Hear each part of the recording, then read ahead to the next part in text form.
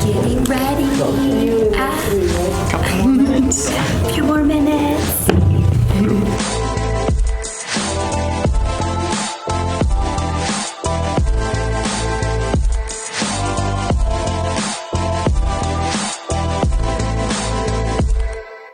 We got this. We got it. No, it's always easy. This is the easy stuff. We know what we're talking about. Sort of. No, I'm just. Look, we know how to pretend we know what we're talking about. Yeah, I don't even know. Been faking this for years. What are you talking about? Right. Until I don't even know how I got here. someone proves I don't know it. Did you get? Do you have water? You have a water. I think I do. Okay. Maybe. Well, we don't have that. We didn't bring any more. It's okay. Few empty ones here. No, I don't trust that one. Yeah, yeah, that one's already been opened. I'm hydrated enough. You know. Unless you're doing karaoke. Oh yeah. Karaoke. Well, we're all going to go sing karaoke after this, right? You know, I was gonna. Y'all joining us for karaoke after this? They were doing karaoke, right? Yeah. Right? Yeah. A couple rings over. I think It is 8:30, so we're going to get started. Moderator has started. Want to be respectful of everybody's time. My name is Jesse Biondi, and I am a musician and music producer and podcast host and podcast producer out of Atlanta, Georgia. I'm also married to this wonderful, beautiful woman right here who's going to introduce herself in a moment. We are here to talk about being self-published and what that looks like and the struggles and the tips and tricks that you can use in being self-published. We're really excited to have a great panel tonight, and we're going to open it up for Q&A at the end. So if you have questions, please hold those to the end, and we will get to those as soon as we are done. You might want to write something down if it's really striking to you and you have that deep burning question. Put it in your phone as a note just so you don't forget it, because I know how that happens, and we want to make sure we get to those important burning questions that you will have. So right now I'm going to let the panel introduce themselves. They're going to give you their names and what their art is that they do and a little bit about their work. Well, hey guys, first off, I'm Melissa Liellen. I'm at booth 508. If you haven't checked me out, I own a series called Deadly Crimson. I published, produced, wrote everything except for the artwork. I hired a team for that. So I am more the creative mind behind the process. Then I bring on the team as far as artwork goes, and everything else is marketing behind the scenes. I also own a production company called Creative Global Entertainment. So we do commercials, we do podcast producing. We actually have a podcast called Reimagine Success, which launches every Thursday. We have an episode air, and it's all about success, what success means to you. And we'll go into all of that tonight because I'm so excited for all you guys to be here. How should we go in order? Yeah, We're let's just going go in order. Let's go Yeah. I wanted to break the whole system. Okay. Well, he's a rule breaker. Don't let him fool you. Maverick. Marcus Williams is my name. I am a character designer by trade, illustrator and writer, and just overall creative person. I draw because it's cheap. It's cheaper than being an inventor, and it's quicker for me to get my ideas across and communicated. But I have successfully published this comic book called Tuskegee Airs. Got some fans out there. That guy. It is co-created by my big business partner Greg Burnham. We've been working together for over 20 years. We've been working on this since 2016. But just understanding, self-publishing and everything that it takes to do. I would not trade it for anything, but it is not for the faint of heart. Yes. You got to be ready to ignore your families a little bit every now and again. You can kind of have some of it, but yeah, that's me in a nutshell. I've done some animation work. I've worked with Cartoon Network. I just worked with Sony Picture Animation Studios as the lead character designer of a new cartoon. That was amazing for me. So I'm still absolutely, the goal for this is to get to animation. And so self-publishing has bridged this wonderful array of contacts and paths to get there. So that's me. Great. I kind of wish you would have went last. I'm Christian Herrera. I'm a comic book writer. I have one series called Sidekick for Hire and another one-shot called Prolong that I released this year. I'm, like I said, creator, editor, writer. I've done 3 Kickstarters in the past 3 years. All of them have been successful. Nice. I'm fairly new compared to some of my counterparts over here who I actually taken like some ideas from them, just like how to set up and how to promote myself, because I've seen you do conventions for so long. Yeah. But yeah, that's my story for the most part. Not as impressive. It's okay. I'm Isaiah Massey. I'm an Atlanta-based artist. My series is Mindless. My actual comic company is called Mindless Designs Comics. My series is called Iron Infinity. I've been working on this series for the past year. It was based off a actual successful Kickstarter. I had a Kickstarter in, was it 2020? So yeah, it was really crazy to get it done, but I was actually surprised to get it done. I worked through Facebook, I worked through Instagram, I worked through Twitter, but honestly, Facebook is where I got most of my success. So everybody who wants to run a Kickstarter, please run it through Facebook first. Nice. All right, so we've got an amazing, extremely qualified panel of people here to talk to you about self-publishing. So we're going to dive right in. And what I love about this business is everybody gets into it in different ways. Like there's different things that inspire you to get into the comic business. So I'm going to let each person just give a little background of how they got started and what prompted them to make a comic book, first of all, because not everybody wants to make a comic book. Yeah. Well, if we're going in order, okay. So I started, it's a really crazy story, actually. I lived in LA. I was an actress. I was working a lot on set. I was working a lot on film set, and I needed a demo reel for my demo reel. I needed something action-based, and I created this character. So she started off, and she was like a scientist, and she was a little assassin. It was 3 minutes, 3-minute little demo reel, and then I turned that into a short story. I turned that into a full-blown movie script. From there, I was like, how am I going to do this where I give my story the gratitude that it needs, the funding that it needs in order to create a story that's visually acceptable for everyone, with the money that it needed, right? Because movies are freaking expensive to produce, to create, to build, and I want to give it the respect that it needed. So I said, you know what? I worked with an artist, and we turned it into a comic book. And before then, I will be honest, I never really did anything in comics. I was a girl. I played with Barbies as kids, you know. And so for me, this has been a process, a learning process. I became a professional at Comic-Con in San Diego, and it was life-changing. I went from there and created the book. The first issue is already in print. The second issue is finished and heading to print, which I'm really excited.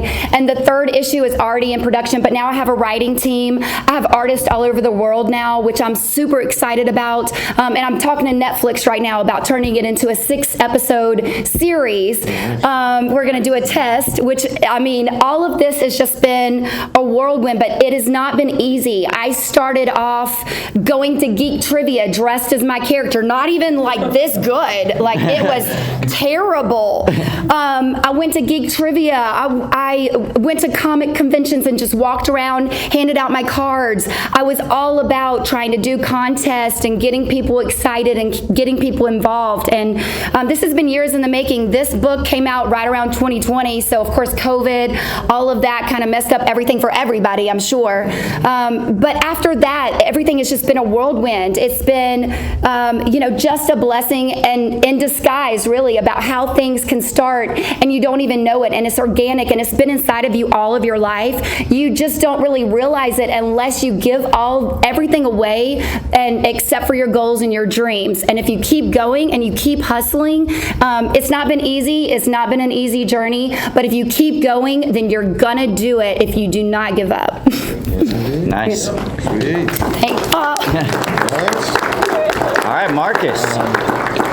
All of us. I mean, we're all hustlers. We look at all of us. We are just hustling. I'm telling you. It's very true. It's very true.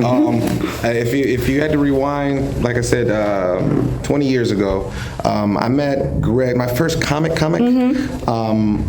was when Greg was looking for an artist to do a book. He was calling it Starving Artist. It was a parody, but it was based on what was happening with hip hop music at the time. So a mutual friend introduced us. Greg had been burned by a couple of artists that said they could draw, but really they couldn't. They were kind of tracing over images and stuff. Yeah, you know. That happens all the time. Yeah, all and the time. so when I finally, got in front of him, he was like, "Can you draw something right now?" I was like, "Yeah." But long story short, we actually created a comic. We printed it at this place called Kinko's. I know these young people don't know what that is, but it was literally a self-printing place. It's FedEx office owns it now. But we just printed it on 11 by 17 paper and folded it and stapled it. We didn't even cut the white trim off. It was really bad, but we actually got it on consignment at a store here in Atlanta in Little 5 Points called Criminal Records. Oh, I love Criminal Records. Yeah, and the manager was real cool. He was like, "Oh yeah, man, it looks good." Yeah. And he put it on the shelf next to Marvel and DC stuff. And it was we leave on, I guess it was Tuesday, and he calls us on Wednesday and he's like, "Hey man, you got any more of those books?" And we were like, "Why? What happened? Did you lose them?" No, we sold. You throw them away. We gave him 5, and he sold 5. We didn't tell anyone. There was no Facebook, Instagram, or any of that. Wow. There was none of that stuff 20 years ago. Wow. So we were literally like, "For real? Cool!" Like people wanted to buy it on purpose, and we brought them some more. Problem was, we had no idea about the business of comics or printing or publishing. Yeah. It was costing us $10 per book. Ooh. We were selling it on consignment for $4. Yeah. We were bleeding money. It was terrible, but we were excited because some people out there that we don't know purposely bought our book, and I think we lasted maybe 2 more print runs. Yeah. It was like, "Yo, this is $50, man, and we can't afford this." Fast forward, I got to working on a comic called Hero Cats of Stellar City, and it was weird because no one had ever asked me to draw a cat before in my life. So in this case, he was like, "Can you draw superhero cats?" I was like, "I don't know." And I gave it a shot, and we actually got the book published through Action Lab Comics, nationally published. And I got to go to my first Comic-Con in North Carolina, and I was like a freaking pinball. I was bouncing on every table in Artist Alley. Like, "You do this and pay rent? Tell me how. This is amazing." Everyone was amazing. And I got all of this information on my second Comic-Con to New York Comic-Con. So it was like North Carolina and then the Super Bowl of Comic-Cons. New York Comic-Con is huge, over 100,000 people. And I didn't have anything of my own there. I just did cat commissions. So I had a sign that said, "I'll draw your cat." And if you guys don't realize, if you ever want to make money, tell someone you'll draw their cat. I did 80 commissions in a week. And the people were like, no one else was doing commissions. They were like, "Mark, you want to take a break?" I was like, "Nah, bro. Nah, I gotta draw these cats." But I made a lot of money. Ultimately, it did, the publisher was super transparent. Action Lab, the guy that was owning it at the time, he told me how they printed comics, where they printed comics, email this person, how much, this, that. And so I go back to Greg, I'm like, this is years later, since Starving Artist, I'm like, "Hey, stupid, I think we know how to make comics now." And we got our heads together after years of working on that, and we did a Kickstarter back in 2016. Our goal was 10,000. We were like, "We're not gonna make this crap. No one's gonna pay for this." And we ended up raising $74,000. So it was really cool, really shocking, and we were all over the place. But the goal is animation, like I said. But since 2016, we've gone everywhere. New York Comic Con, Harlem, Baltimore, you name it. We do over 30 shows in a year before COVID. But literally, it's been something that we didn't realize was difficult. Yeah. We created a lane for ourselves. We're not competing with anyone in this room. We're not competing with Marvel or DC. We made a book because there's the vacuum space on the shelf that doesn't actually have 5 young black anything. Especially something that actually highlights real history and has sci-fi action adventures and robots and comedy. There's nothing like that. Yeah. And so that's what we've been doing, and we've proved ourselves time and time again. There are conventions that are absolutely unique to what we created. There's Harlem has a Schönberg. It's a Comic-Con that happens in January, and it's called the Black Comic Fest. It is not huge. It's a small, building, but we sold 400 books on Saturday. Dang. Oh, wow. And it we paid for our print run, we paid for our plane tickets, we paid for our hotel in one day. But when we go to other cons, it may not hit that. We've made 6,000 here and there, but that's the kind of thing to where hopefully I can, if we're talking about how to make a living, there's a market for your book, and your market doesn't know you exist yet. So you have to find them, and when you do, plug into that and be ready to talk, because you have to sell yourself as a creator first. Yes. Your byproduct is your comic. Yes. If you make a fan of they will buy whatever you have on the table year after year after year. So that's how I've got to this point. Can I ask you a quick question before we move on to Christian? So with that being said, what you just said about your audience, yes, is it okay if somebody doesn't like your book? Oh yes, absolutely. Absolutely. No, the coolest thing is, we absolutely know that we're fans of this first. Yes. This is what I would have watched, or I would have read, or I would have absolutely drew as a young person. Me too. And as an adult. Yes. So we made this not kiddie. It's not a kid book, but it's all ages. We have a 60-plus-year-old cosplayer that actually cried at a panel because she was like, "This character looks like me." And she cosplays, she sewed everything herself, but no, anyone that has ever, I don't think we have many conversations where it's like, I don't like this. Some people have made a misunderstanding about, they think we're trying to change the history. We're like, oh no, this is 80 years in the future from now, so it can have girls, sir. Things like that. But no, it's anyone that has a problem, you're like, oh, well, no problem, have a good day. Thank you for stopping by. Yeah. And, good luck to you. But, it's always important as self-publishing people, whatever art form you're doing, to know that not everybody's going to like your art, and that's okay, because your tribe will get behind what you're doing, and it's more about reaching the people that are going to be part of your tribe instead of trying to hit everybody, and really focusing that in. That's really important for self-marketing. So just want to add and that your community. Your community is very important as well. Yep. Like we're building a community. Like everyone that buys a book, everyone that is part of the Deadly Crimson team, or part of their stories, is part of our journey, and that's super important to us, because this is our journey, and now you're a part of everything that we're doing. So we're all a community. I'm gonna let you go. I'm learning. I'm only gonna add a nugget. This is what if I could go back in time, I would slap myself in the back of the head. Yes, social networks are important. If you tell someone to follow your social, that's great. Get those numbers. Get an email list. If you tell them to follow you, make sure there's some sort of QR code that leads to an email list. Facebook and Instagram and all that, they can basically block. We have 14,000 followers. We thought we were doing great, and they can block who sees your stuff in that 14,000 people. Exactly. And if you have an email list of those 14,000 people too, you can go around them and say, but hey, we're going to do this in the future. That's all I want to say. Yep. Go ahead. Yep. That's All right, great. Christian. No, that's good. Just to jump on the email list thing, that's something I'm working on right now. Like Kickstarter has a little bit of it, but having your own is going to really help you. That's what I'm setting up right now as well, after my third Kickstarter. Yes. Yeah. But the question. How'd you get into comics? Yes, I'm sorry. No, I was entranced. We're long-winded. Sorry, guys. I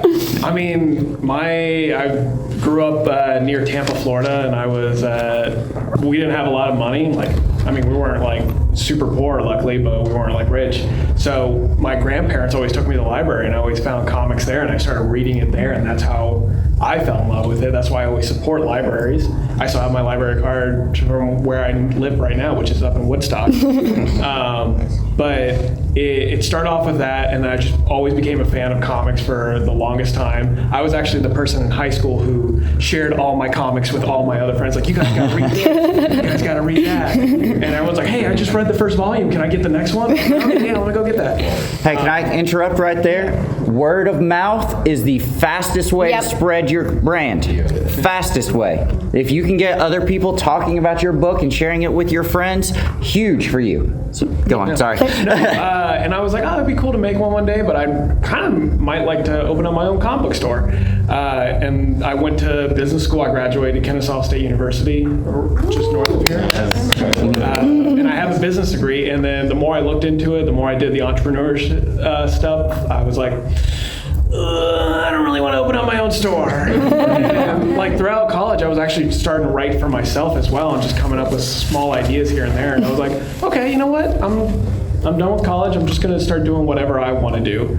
And obviously, comics was like my first real passion.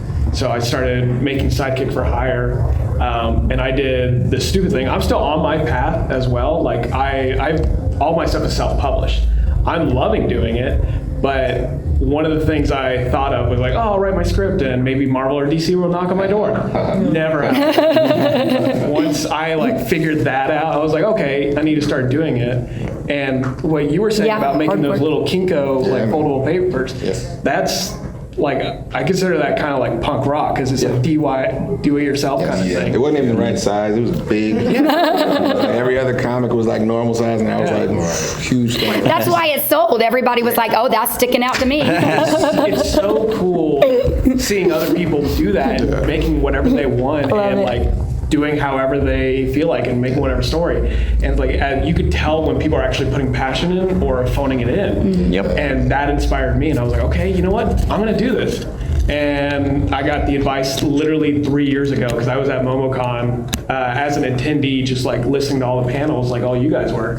And somebody finally I guess like verbally kicked me in the head and said, just make a comic. If you want to break into comics, just make a comic. So that's what I did, and I've been addicted ever since. So that's kind of been my like comic book journey. And I've made 5 full ones in the past 6 years. I've done a few anthologies, and then like I've done like a 1-page one, and I'm not going to stop anytime soon. Cool. Yes. Cool. All right.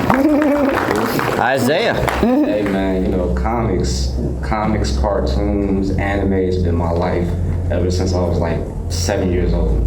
I remember I used to like literally steal my mom's like printer paper. I would literally draw on that stuff and then take it to the barbershop, let people read it, literally people my age to read it, not adults, because I had all kind of crazy stuff that probably cursed me. So I did that at one point. Then I got tired of stealing the printer paper. So what I would do is I would go to the store and get what do you call it? Receipt? The little black and white books with a little Sketch pads? No, not Those college rule notebooks. What are they called? Composition books. Yeah, composition books. Yep. I would literally just get those and make basically one of these, and I would literally buy a whole bunch of them and just do it just like that. Wow. I was doing that for a good from 6th grade up until like 12th grade, like literally just giving it out to people, letting people read it. And I have a few people on my Facebook who I've been friends with since high school, and they look at my stuff from back then until now, and they're like, yo, like your stuff is like blowing up, like it's great. And I remember when I was younger, like I couldn't draw anime at all. Like, and as you can see when you look at my book, it's very anime inspired. And honestly, when I first started drawing, especially anime stuff, I was very heavily inspired by Sailor Moon, and I could not draw her eyes for anything. So what I would do is I was an avid video game person, so I love the way the video game characters look and stuff like that, specifically Kirby. So I realized that Kirby's eyes were very, very easy to draw. So instead of drawing the Sailor Moon eyes, I would draw Kirby as, I'll draw her eyes, and I'll draw Kirby's eyes and put it on Sailor Moon. Nice. It looked really ridiculous, but a lot of people dug it, So, and honestly, like after, I think I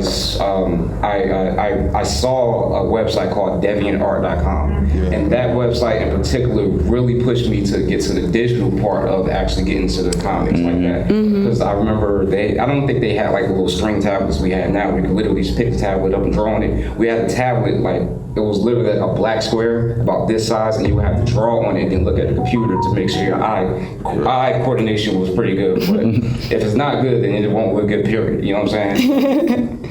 That's pretty much how I started with the comic stuff, and I've just been going ever since. Nice. So, Awesome.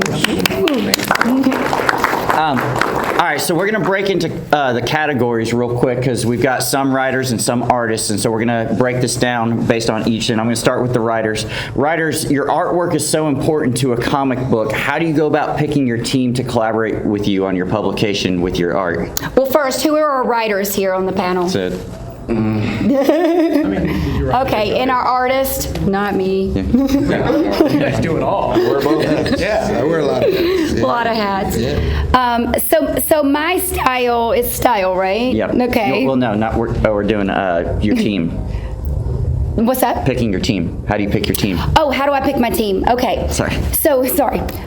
So my team is based on everything to do with my character, and it's all been actually organic. So the first and second book, I did everything myself. When I say everything myself, I did the writing, except for drawing. It's the only thing I didn't do, but I did panel it out for my artists so they would know what to do. But I did pretty much everything myself. I did all the marketing, I did the writing, I did the paneling, and then I gave it to my artists to do the rest of it, the story, everything. But lately, what's been going on is, I don't know if you guys know about manifestation. Anybody in this room? Manifestation is like a thing for you, like for real. So it's a big part of my life. Like, I am about saying, and not just saying, but believing what I want. I want to believe it, not only for me, but for my team, for everyone that's working with me. I have been growing as an artist, as a creator, as a entrepreneur. Everything in my life has been growing, and I just hired a writer that has a writing team, an editorial team, that we're going to grow this series even bigger. Now I have artists all over the world. I'm going to work with him. I'm just saying that out loud. Manifestation. It works. But no, like, anything in life, you have to hustle. You have to make a way for yourself. So I've done it all. I was on Naked and Afraid for Discovery Channel.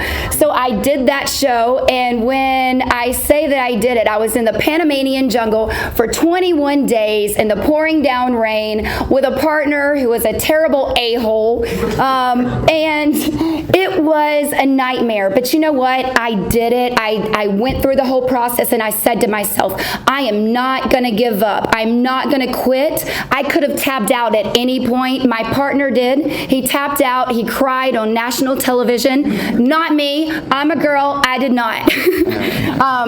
And what I mean by that is, you set your intentions. You set your intentions every single day for what you want and for what you do. And I'm doing the same thing. What I need, I say, what do I need? And I look back and I do that. And I say, okay, I need an artist. I need a writer. It's not always easy. It's always challenging, because this is your baby, right? Every one of you guys are producing or publishing or thinking about a story or an idea. And this is something that is unique to you. And it's got to have the respect and love and deserve that you need. So never discredit yourself. Never, ever think that your work is not worthy. The one thing that I did was, I had a lot of fear at first. People are going to judge me. People are going to read my stuff. Maybe they're not going to like it. Well, you know what I had to say? Who freaking cares? If someone doesn't like what you do, or if they don't like it, then move on, because you will have people that will love it, and they will follow you, and they will support you in everything that you do. So everything in life, you just have to do it. You have to create your team and build. And I know that was more motivational, but I am going to be your motivation today. Just FYI, I am all about motivation, and they'll be all the creators here. They'll tell you all those details. That's absolutely good stuff. Because honestly, it's I'm lucky. I am lucky to have a business partner that is. He shares a lot of the same values as I do as a person. Yeah, it's very important. I don't work well with anyone who doesn't have the same quality bar as I do. I don't want to just put out anything. I don't. Money doesn't, supersede. That doesn't come before quality or, this is going to represent me. Yeah. It's, but we're going to make a whole bunch of money, so who cares? I care. I do. Yep. I do. Yep. So me and Greg have literally, since the beginning, it has to be, it has to look good. Even our poor little Kinko's book, It was 300 DPI. You could read all of the text. I understood graphic design enough and things like that. Quality was still there. We scrutinized the writing. Luckily, Greg has been a writer for years. So even before that, he was meticulously looking for all the misspelled words and making sure we didn't say the twice. But no, the writing team that we've become is still unique. I don't know if you guys have ever watched this behind the scenes of how Studio Ghibli actually creates their movies. It is not conventional. Miyazaki actually, goes off on his own and he writes nothing. He just draws thumbnail. He draws the storyboard, and then eventually the rest of the team is just like sitting like this, like, hopefully he comes and gives us stuff. And he comes and they make copies of the storyboard and he gives it to the team, and then they write. We're very similar to that. I had no idea he did this. So, but we're pretty much similar to that, where a normal comic script looks like a film or television script. It's very descriptive, outside shot, wide shot. Character is walking into the store. Character one is saying hello. Character, and it goes. It's very descriptive writing. Me and Greg actually talk, and I have my sketchbook so let me zoom in. I don't know if it'll show you. So this is a very clean digital rough as we're talking. This is gonna be, Ayana is in the cockpit, she's scrambling, going through the menus, and it's a conversation, and let me give you an ugly one so you know that it's never that clean. This is more accurate, here. This, as you won't be able to tell what it is, this is like a thumbnail that's about this small on a sketchbook page, right? But I take a picture of it, I scan it, I chop it up in Photoshop, and we put it in the script. And we know enough loosely to say, Ayana's gonna say something, this is gonna happen, but we do not have the final dialogue yet. So that's how we write the book and I draw the book at the same time, roughly, like super, super rough. That's not standard comic writing. There's a writer that writes the script. The artist usually, gets on the project, he or she is shown the script, they thumbnail what they're told, what the script is telling you, thumbnail. The writer sees it and approves or disapproves or changes or edits, and eventually you get some clean pencil lines or the editor comes in and says yes or no, and you move forward throughout the book.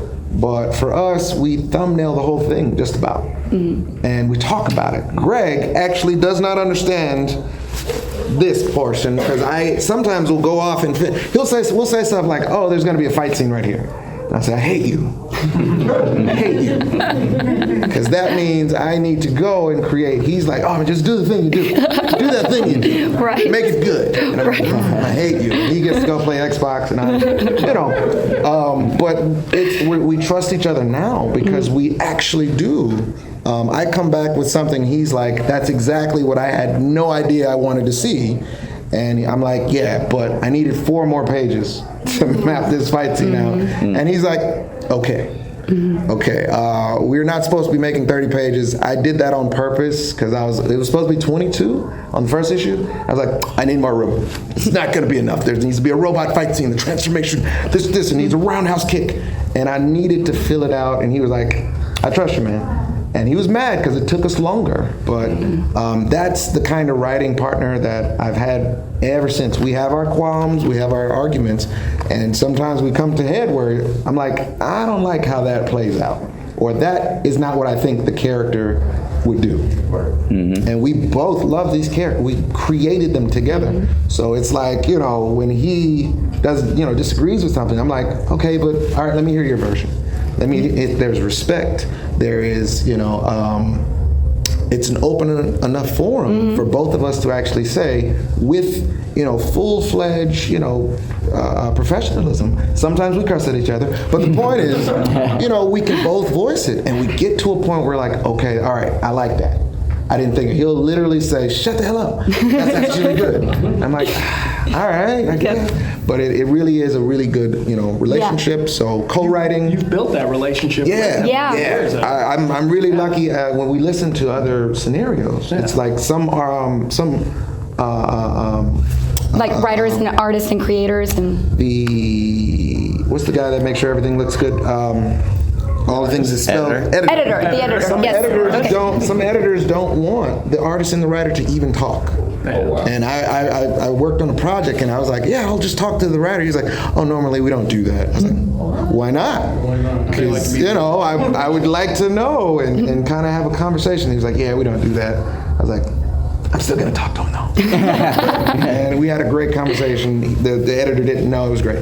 But yeah, it's true. It is. So I've gotten really lucky. But I pulled this up just to show when we actually do get the actual finalized text, we go back through. I clean up the pages. Greg finally understands. Sometimes it changes because the expression of the character is now visible. And Greg's like, I didn't know they were going to look like that. So let's tweak it. And we can go in and literally just it's very organic, and we can say, okay, this, and because this character's smiling, let's make him make a joke here, things like that. So this is just our format. It's very loose, but it works, and we can both share this on Google Docs. Yeah, I use Google Docs as well. Yeah. It's really, really great for editing back and forth. And it's also good to share with other people. Yes. It's free to use too. That's Google Docs is a tool definitely everybody needs to use. Yeah. You can go back and forth. You can even create notes on the side for each other and close it out and ask questions for each other. I can see him typing. I'm like, Yep. what are you doing? What are you saying? Oh. What you about to change? Yeah, okay, that's fine. It'll literally show up live while they're typing. And I get stuff. editors on my own where I'm looking at. I'm like, what are you about to do? What are you I don't like that? Change. Okay, no, that's good. Whatever, fine. So Christian, how do you pick your team? Mine, I'm not as picky. I just want to find people who are willing to work with me. I'm exclusively a writer right now. I say right now because, I love art and I want to learn more about it, and I'm not gonna lie, I've been practicing. I'm nowhere near the level you are or like gets other there, people. man. But it takes practice. It takes Yeah. time. That's the whole thing. But I met Rick online through a subreddit called r/comic book collabs. It's a good site if anybody wants to meet other people. r/comic book. Everybody writing that down. Because people are posting hey, I'm looking for a writer, I'm looking for an artist. I will say it's a lot easier for an artist to find a writer because, writing does take time. I'm not going to knock that, but art takes way longer and takes a lot more work. Yeah. That's why I also make sure my artists get paid and everything like that. Very important. Yes. Yes. Pay your artists. Yeah. If you get an artist and you're like, I'll pay you once we get some profits, that's not a good look at all. Exposure. Yeah. Oh, yes. Gosh. Exposure does not. For all those young people, I hope you heard what he said. Don't take exposure as payment. Yeah, You cannot pay rent with it. a comic book with exposure. But yeah, That's going back to respect. Respect yourself. Like I said, most of the people I found, I work with people all around the world. The people who do my variant covers are Atlanta artists because I want to work with more local people. For the longest time, I tried meeting up with local people, but a lot of things fell through as well. And it just happens. And after a while, I'm like, okay, I want to make this story. I'm going to try to find somebody. And I just kept pitching it to artists. Rick was like, hey, I like this idea. I'd like to work on this first issue with you. And we have done 4 full issues together, and each comic has kind of gotten a little bit bigger and bigger every time. Like our 4th issue is 8 pages bigger than our first issue now. Oh, wow. Yeah. Because we're just like, we want to add more story. Let's keep doing it. And now we're getting closer to that relationship. I still write normal script form and whatnot, but we get closer to that relationship where he's like, hey, what do you think about this instead of that? I'm like, I like that. Do that. Absolutely. And it's become more of a collaborative experience. I came up with the original idea, but he's my co-collaborator 100% of the way. And so are all the colorists as well. With Veronica Saracino, who actually lives in Italy, she did the first issue, and then Jimmy, he did the 2nd through 4th issue, and he lives in Europe as well. And then the guy who letters my comic, Tobin, he actually contacted me through Twitter. He was like, hey, I saw you're making a comic. Do you need a letter or anything? I'm kind of trying to do more stuff. I was like, yeah, absolutely. He's done so many indie comics too. So I was like, yeah, it's an easy pick. Now he's doing Dark Horse books as well, along with my own. I'm like, okay, cool. Industry ties. So it's honestly, it's just finding people that are willing to work who like the story idea. One of the things I try to make sure too, whenever I'm trying to find an artist, is if they say, oh, I can do any style, it's like, I don't really want any style. Yeah. I want to see what style you have to make sure it fits the work. Yeah. That's cool, but I want to make sure that it's a style that you really like doing. So like for Prolong, which was a one-off, the artist, he mostly did like some horror stuff as well, and then some serious ones. I was like, I like that. I want to do that. I don't really want to lean too much into the horror side of it, but I really like your art. Would you be interested? He's like, yeah, he read the script and he really enjoyed it. I made sure I gave him enough time to finish it as well. And it also helped me pay him in chunks as well. So I'm not dropping over $1,000 in 1 week. But yeah, and then just worked out. He connected me with the colorist because he's worked with the colorist. And it's just snowballed into like what I think is a very beautiful comic in my opinion. And it makes me feel like a better writer as well. But yeah, that's just finding people online, pretty much anybody who's willing to work with me. And that's what Stan Lee and Rico, that collaborative stuff. Yep. Stan Lee was like, "This is what I want," and Rico was like, "I think I understand what you're talking about." And it's a really collaborative thing. If you guys are lucky enough to find someone that is, really does somehow connect to your third eye, and they're like, "I get it," and they really do. Like, feed them. Care for them, pet them on the head at night, like keep them safe, because it's rare to find someone that really does value an artist's opinion to say, you know what, I saw what you wrote. What do you think about this? If that's stifled and they're like, there's no room for any kind of creative input, you're going to get an artist that feels, I guess undervalued. You'll find machine artists. They're out there that are just like, I'll draw, whatever. But it's if you're trying to cultivate a relationship, it's like any other relationship. It should be open to, I care about what you think too, and you can still be boss in that relationship, but just give them a chance to actually express. The last panel, he was like, the other writer, he was like, I asked the artist, similar to what you just said, what do you want to draw? What do you want to draw? Not even style. He's like, what would make you excited to draw? And they came up with a book. Like from that conversation, it blew my mind. I was like, rare that is, man. No one has ever asked me that. So it's a really cool thing if you get it. Like I said, I know I'm lucky because I hear the horror stories. Even in the top, the big three, there's horror stories. There's editors that are like really like cutthroat. You do it the way I want, or you're ready. Stuff like that. So. And writers screwing over artists all the time. That's just bad. Well, when it comes to me, I honestly started off doing everything. Literally from writing, drawing, scripting, editing, all that good stuff. And it got to a point where I was like, you know what? I feel like I can hire more people than what I'm doing, because I feel like the brand was getting a lot bigger. And things were getting better for me as far as the sales was concerned. So I was like, let me hire somebody. So what I did was I realized like the first 4 books that I released wasn't really doing as good. So I was like, let me hire someone. Let me find somebody on Instagram that I can trust. Like they were saying, find somebody that you can really trust to do the job that you really want them to do. So I found a writer. He's really a rapper.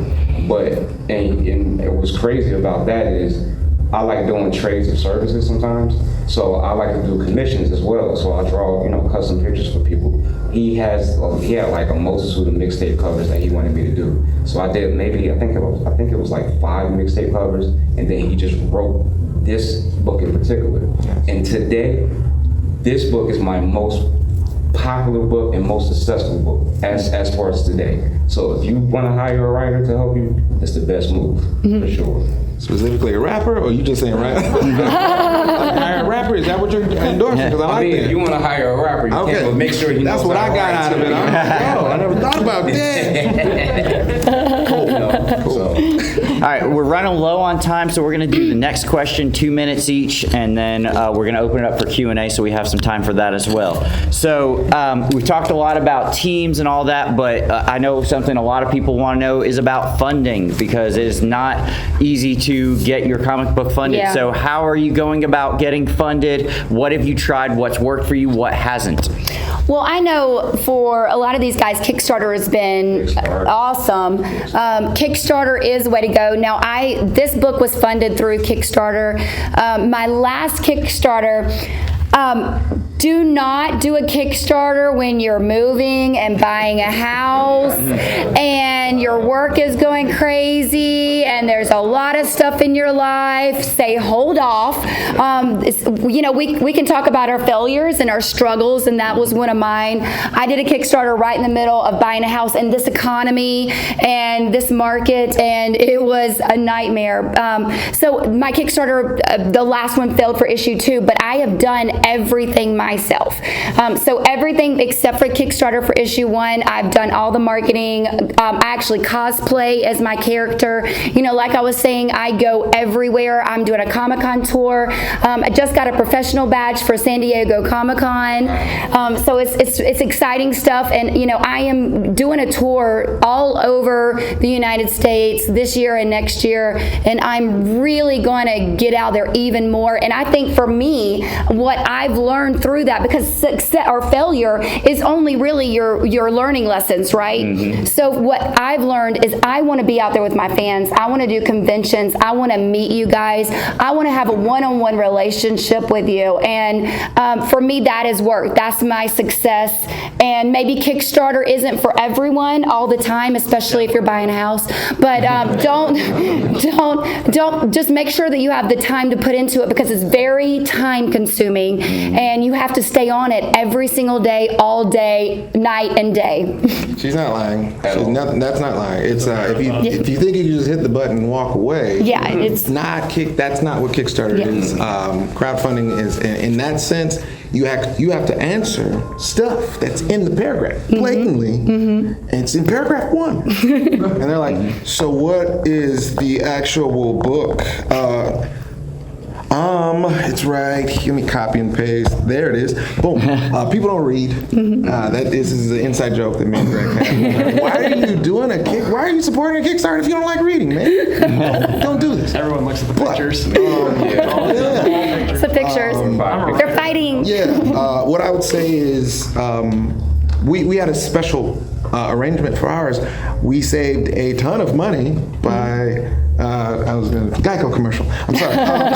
On insurance. No, I saved us the most money by doing the art. We didn't have to hire anybody. I can pencil, ink, color, letter, edit the pages and get it ready for a printer. We had to hire no one. So what would have cost us well over $1,000 plus $1,500 to hire an artist was all in-house. For every book. We've definitely hired some help for coloring and inking sometimes, just to kind of meet a deadline, but ultimately we're spending way less because I am the artist of the book. So if you actually can draw and you are confident in your skills, that's a great way to save it. Still do the Kickstarter. And this is what I learned quickly is, there is some math to it. You don't just stay behind the computer. There's a number, I think it's get 2,000 people, and out of that 2,000 people, 10% is what you're looking for to give you $25. That's all you need to make a successful Kickstarter, for the most part, for printing purposes. Not talking about buying everything in the closet, but that is a real number. But go to a show before you do your Kickstarter. Like literally vend at a table and direct market. And tell people about your story. Let them meet you and all that. Do more than one if you can, because you may talk to 200 people that will support you if they like you as a creator, if they like what you're talking about. You may physically meet 200 people in person that will support you. And they'll get your information and say, when is it? When's the Kickstarter happening? And then they'll go. Hopefully you'll talk to more than that, but that may be your audience. So before you hit the button, definitely go be a real person, talk to real people, and bring all your stuff. Like, don't have nothing on the table. Like, have stuff, have posters, have some sort of character art, whatever you can bring, and have information about your Kickstarter, if you're gonna go that route. Otherwise, it does cost your money. This is a business that you're creating. Publishing, self-publishing is a business. Yes. You can have a one-person small business, you can have 2 people, you can have 7, but it's a business. Yes. So be ready to actually say, learn about the business. How much is printing? How many units do you need to succeed? And who's gonna pay for everything if you travel to a show, if you get a hotel, if you get plane tickets and so forth? How many shows do you need to actually make your money back? Things like that. So it's just learn about the business, learn about printing, and learn how to speak print. Because it's a whole other language, Yep. man. There's Yep. gutters. Yep. Formatting has its own language. CMYK. Yeah, CMYK. Don't do it in RGB. Yeah, like YouTube. For people that are glossed over, they don't know what I'm talking about. But YouTube, printing a book and all of the things that's in. So I almost made that same mistake with Yeah. my first one. yeah, Every time I don't think there was any good time for me to launch a Kickstarter. My first one I launched was March 2020, like the beginning. I was like, sweet, I got it, no problem. And I had a Kickstarter planned in the middle of it. Little did I know a pandemic would start. Who knew? I was like, cool, all right. And honestly, I made it way too high. Probably shouldn't have. Luckily, with a lot of help from other people and also Kickstarter extending it, and also the stimulus check, I think that helped out during that first time. because of the pandemic. Yeah. Oh, that's amazing. So it was Yeah. a lot of weird, a lot of bad things were happening at the same time, so it was kind of evening out. But I had to do like a month and a half of just constantly promoting it online, even through all of that, That's cool. as best I can. Yeah. It's cool that they did that. Though. I didn't know Yeah. that happened. I didn't it was know they like did right that at the end, either. like, hey, we know this sucks. We're going to give you 2 more weeks on it. Nice. That's awesome. Nice. That's awesome. So, but if I didn't have that 2 more weeks, it would have been a failure very easily. And then, yeah, I learned a lot. When starting a Kickstarter as well, you have to put bare minimum 3 months of promotion beforehand. That's bare minimum if you want to do decent. If you want to do way better, 6 months. As long as you can do it. And then just contact other people, like reviewers. I know a lot of YouTube indie comic book reviewers that I talk to really help me out. They have like a very dedicated following. If they hey, I really like this comic, you guys should follow it. That's already 2, 5, however many, and they're not even just doing the $5 one. They're doing the 45, 50, or higher up. And I was like, okay, cool. But I learned that going on with every single one. I learned from every single one of my Kickstarters. And my goal for it was not necessarily to make more money, but get more backers. So that was my goal from it, because I want more people to read my comics first. I'll be honest, I've yet to make a profit from comics, and I'm okay with that because I'm loving doing what I'm doing. I'm still new at it. That's real business talk, people. Yeah. That is real business. That's real at the beginning. Yeah. It's a business. I'm doing well this year overall, but considering I'm not doing the art myself, I'm not doing the coloring, I have to pay for printing, I have to pay for shipping through the Kickstarter and everything else.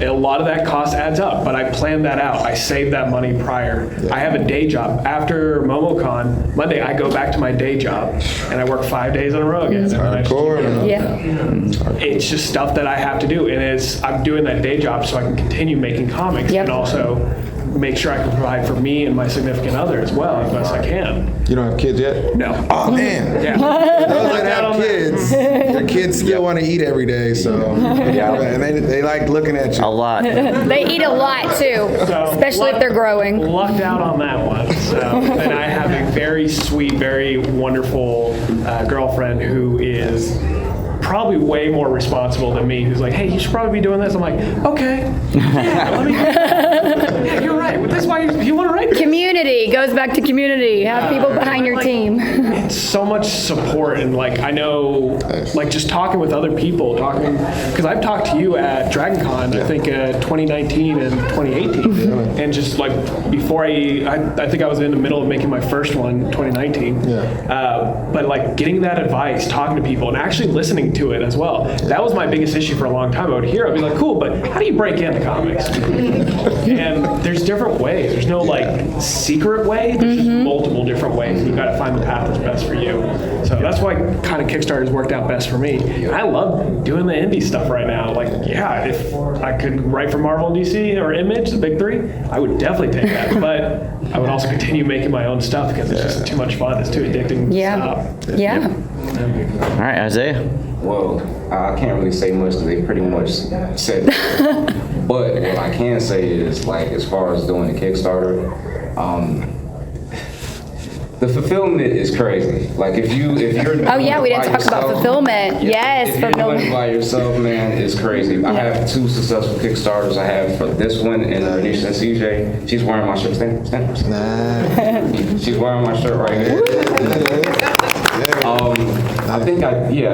She helped me a little bit with the Iron Infinity one, but Renisha and CJ one, I did all by myself, and it was such a headache.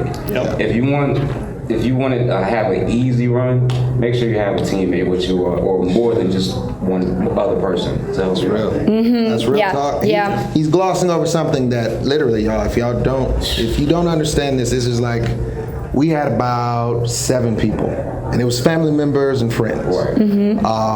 We were up until 4 a.m. one night. Yeah. If you don't like Excel, too bad. Get an Excel sheet. Make sure everything is checked 4 times. Yes. You are going to put piles of everything and check it 4 not 2, not 3, because somebody's sleepy at 4 a.m.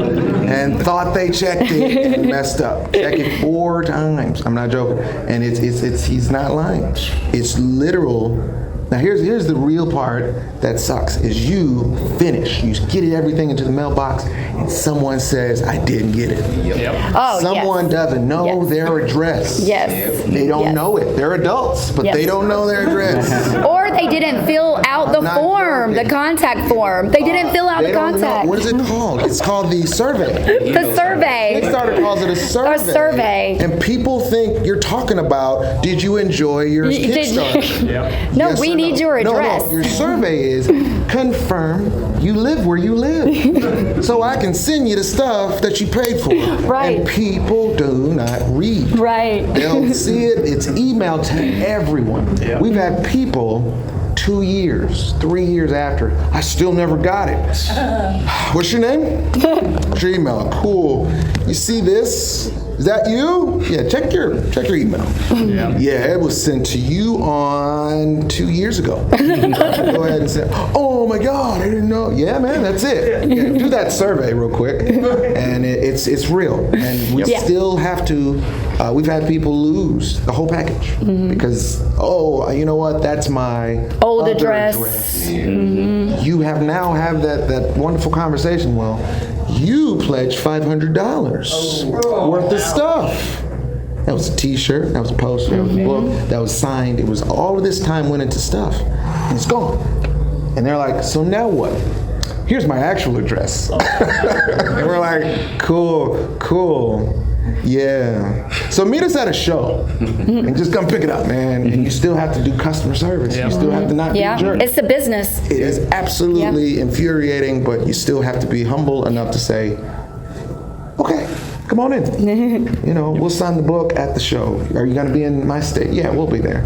We'll get you taken care of. It's literally that thing. So he's talking about just the work of it. It can span. Never ends. Oh my God. Never ends. All those trips to the post office. Yeah. I'm best friends with my post office. You know him by first name basis. Yeah.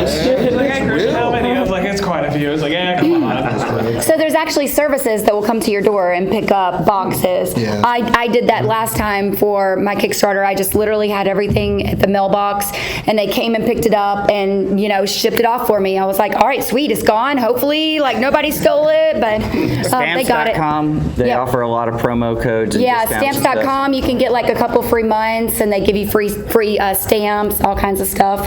That's another alternative to go. It's a lot cheaper. Also, there is a hack. with the USPS system. If you say that you are doing a book, you can mail a book for $2.95, I believe it is. So you can go to. Wait, it goes up after a while. Like if it goes close to 2 pounds, it's like $3. Yeah, if you're doing a comic book, you know it's not going to be a lot unless you're adding hats and all that stuff. But for a regular package and you're sending out a comic book, it's like $2.95, and you can ship it anywhere in the United States. It's called media mail. Media mail. Yep. I use it all the time. Yep. Awesome. It's a great tool, a great resource to do at the beginning, especially. It is slow, so be warned with that. Yeah, just let everybody know. Give them, and also another thing on your Kickstarter, give them a date way ahead of time. Yeah. Like if you know you're going to have the book out in February, like tell them November, and then they'll be so excited that they got the book in February or March. You For know. delays. Yeah. Also, don't do a Kickstarter until your comic's done. Yeah. Yes.